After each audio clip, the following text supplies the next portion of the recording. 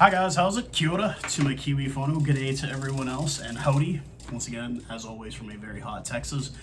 Intermittent videos, guys. I know life's kind of going crazy, working a new job, these kind of things, got to get ready for the work week all the time. I just don't really have all the time in the world like I used to keep you guys updated with these videos, but you know I couldn't go without this one. And this is it, man. This is... If you're a fan of international test rugby, this is the game, man. This is the clash. This is the big one we all live for. Springbok fans, All Blacks fans. These are the games we live for. Now you can say, oh yeah, you know, All Blacks and Wallaby. No, that's cack, man. It's these boys. It's these two flags clashing against each other. This weekend, 10:05 local start time here in the U.S. Mbombela Stadium in South Africa. Lineups have been announced, controversy, all kinds of craziness always leads up to these epic clashes between the Springboks and the All Blacks, especially when it's on South African soil. It's been like 4 years since New Zealand's played in South Africa. I actually saw the lineup sheet for that game, and my, how the lineups have changed, but at least for the All Blacks. Let's go ahead and start talking about this. We've got the lineups. We'll go through them, talk about some key notes, little things that I scribbled down on the paperwork here. Go ahead and start off with this. This is going to be the 102nd test between these two teams. Went down a bit of a rabbit hole last night thanks to one of my followers, Swanee, brought up Gerald Bosch. He was a fly half back in the 70s. Went back and watched a game from 1976. Saw the great Sir Brian Williams starting at wing for the All Blacks, and then I ended up watching a game from the mid-'80s, the Cavaliers tour, the Rebel tour to South Africa, with the head coach of Italy. Kieran Cowley was the starting fullback for the All Blacks. Daniel Arbor, Nelspruit, these guys, all these legends, and it's just so cool to kind of go back and look at it and see how the game's changed. And Swanee is an older guy. He likes a lot of the old stuff, and I tend to agree after going down that rabbit hole last night. It's not as pretty looking, but there's none of this bound set stuff, crouch bind set. It's they run into each other when it's time to scrum. I mean, they literally immediately. It's just like Jesus, and guys don't hit the ground. There's no. Everything's a maul whenever there's a stop, and just amazing offloads. Guys doing like 15-meter offloads like it's normal, the scrum halves. But yeah, I could talk about that. That was really great. Get on YouTube, look up any of those old tests, and it's just so awesome to see how that went. So let's go ahead and do the visiting All Blacks roster. They are coached by Fozzy the Clown. Yes, that is his name, Fozzy the Clown.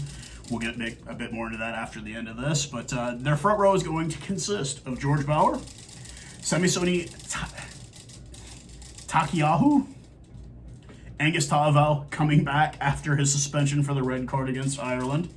That is going to be their front row. The locks are going to be Sam Whitelock and Scott Barrett. The flankers are going to be Rico Iwani and Sam Kane, captain, and the number 8 is Artie Savea. Moving on to the scrum half, we have Centurion and veteran player Aaron Smith there at scrum half. First 5/8 is former back-to-back World Player of the Year Beauden Barrett. The wings are going to be making a bit of a return as well, Caleb Clark and the ever-deadly Will Jordan. The centers are going to be David Havili and Rico Iwani, and rounding it out is the final Barrett brother, Jordy Barrett there, the 6'5", finally got a haircut, looks weird with short hair, in my opinion. It's a 4-3 split on the bench for Fozzy the Clown. We've got Dan Coles, Ethan de Groot making his return after not being in with the Irish series. Tyrell Lomax and Tupou Bai will be the forward, and then Shannon Frizzell will be the forward replacements. Redhead Finley Christie will be the scrum half replacement there for Aaron Smith when he eventually comes out. And Richie Mo'unga and Quinn Tupaya rounded out. Richie will obviously replace Beauden, and Quinn is a center, I believe. So now we get over to the starting lineup, the starting 15 for the hosting South African Springboks. Front row will consist of Trevor Nakane, Malcom Marx making his 50th 50th test cap. Congrats to Malcolm and friends Maharba. The locks, starting locks, are going to be the Beast Man himself, the Boogeyman, Eben Etzebeth, and Lud de Hager. The flankers are going to be Sia Khaleesi, captaining, and Peter Steph Dutoy. Great play we've seen from him the last 2 winning games. And Jasper Wiese will be making the start at number 8. Dwayne Vermeulen, I think still kind of nagging a little bit on an injury. So no friend staying as well on the roster this week, unfortunately. But we already know those guys will be ready when they're ready. Starting scrum half will be Faf de Klerk, the Giant Slayer. And the starting fly half, first 5'8", will be Andre Pollard. Wings, bit of a change, obviously. Cheslin Colby out with the broken jaw through, I think, the end of September. He's going to be out. Been seeing him online. He's mending well. He'll be fine. But we're going to get Makazole Mumpipi, and putting his hand up and getting a chance at that 14 jersey is Kurtley Arenza. Obviously, and for the replacement of Cheslin Colby. A lot of talk about that online this whole week. He seems like he's ready, and I think this is his chance to put his hand up and show that he is. The centers will be the best center combo, I think, in all of World Rugby right now. Will be Damien Dialende and Lucanio Am.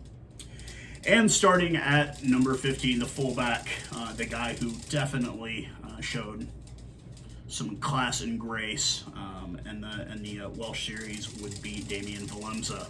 Loving the way that guy's playing, and kind of liking having LaRue come off the bench, kind of being that veteran that kind of holds everything down whenever he needs to.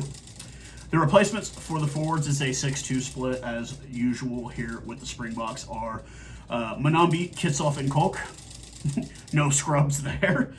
We get Salman Murat, going to be hopefully getting some more time in the jersey as a lock replacement. Franco Mustard and Quagga Smith round out the forward replacements.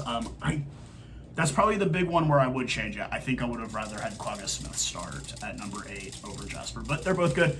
I just kind of prefer Quagga a bit more. I feel like he's a little bit hungrier with the ball on the ball and at the breakdown.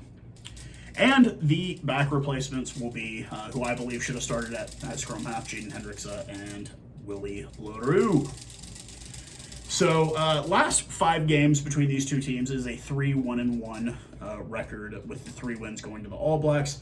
Last win for the Springboks was the last game of the Rugby Championship last year, a 31-29 victory with Elton Yankees closing it out and winning the second of 2 games. There was a draw back in 2019 at Westpac Stadium. This was before COVID hit. That was a 16-all draw, I believe, was the final score there. So let's just go ahead and talk about the obvious elephant in the room with all of this. The controversy, Fozzy the Clown, they're saying he's got to win or he's out. He let go of his underlings, his assistant coaches. I don't think that really makes a difference. I think he could lose both games and still have a job. I am not going to hand this to the Springboks because anything can happen in these games. Anything can happen. This is our greatest rivalry, in my opinion. This, to me, is the greatest rivalry in all of International Rugby Union in the entire whole of the world. These games, I live for them. These are the games that really, really get me excited because I do follow the All Blacks. And I do follow the Springboks, obviously. I like both teams. I just obviously have a lot more loyalty towards the Springboks than I do the All Blacks. And there's a couple little things I was going to mention here, like Artie Savea is really hitting top form right now. He is probably, arguably, their best forward, hands down. Sam Whitelock is no scrub at all either. Even getting up there in the years, he's kind of looking like he's got a little bit more gray than I do in my beard, and he's a bit younger than me. Scott Barrett, not really convinced that he's a really good go-to. I don't get why they didn't just get Patrick Tupelotu, which he's not really that great either, but at least he's not a red card machine. That front row is going to have their hands full. I don't see how they're going to keep up. That front row is going to get run ramshod by the Springboks. Now, what worries me about the All Blacks, what worries everyone, isn't their forwards, it's their backs, man. Will Jordan is top form. That guy, there's no question. Caleb Clark was there at one point, has kind of fallen off, went to go do sevens for a bit, came back. You never know what you're going to get with Caleb Clark. Now, Rico Iwani, I've been very, very vocal. When that guy made his debut, I thought he was the best thing since, I wouldn't say sliced bread, but he was pretty hot. He was like it. He was the breakthrough player of the year that year. I mean, he was hot shit. And then we realized he can't play defense for shit.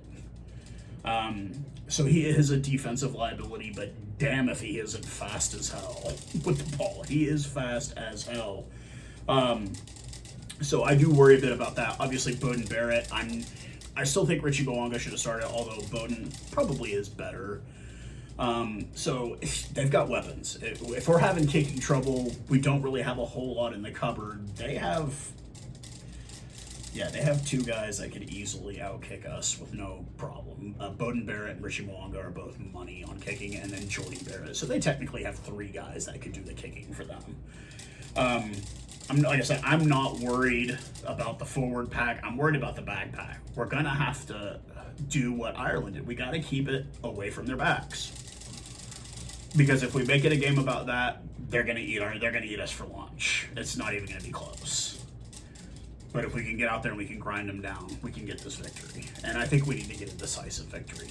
I got on Super Brew. I didn't pick a huge margin. I picked a 6-point victory for the Springboks.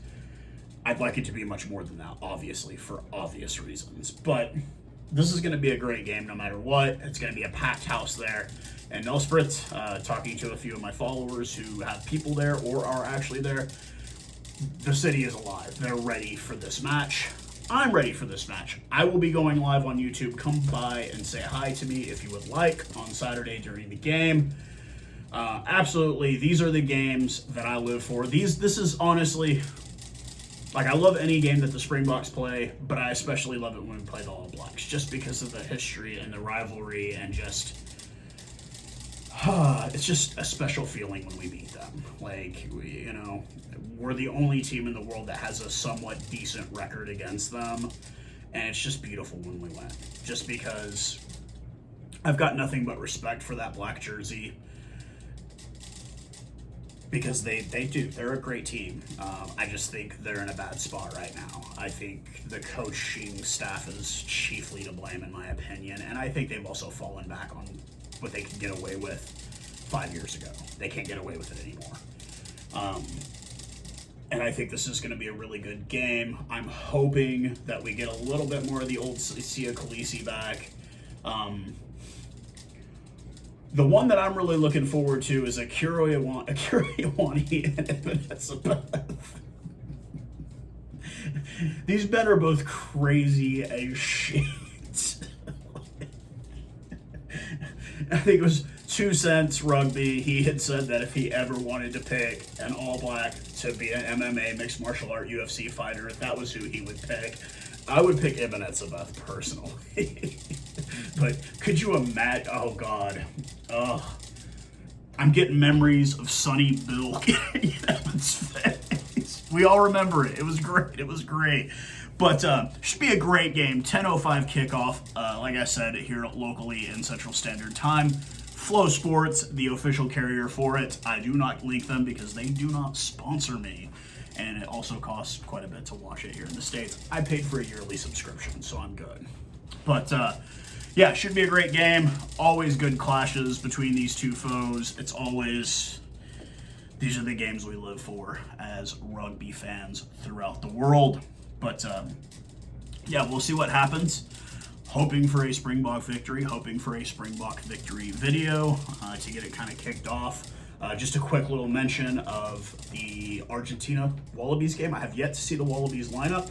I have seen the Argentinian lineup. I am picking the Wallabies by 9, even without seeing their lineup, just because it's the Wallabies.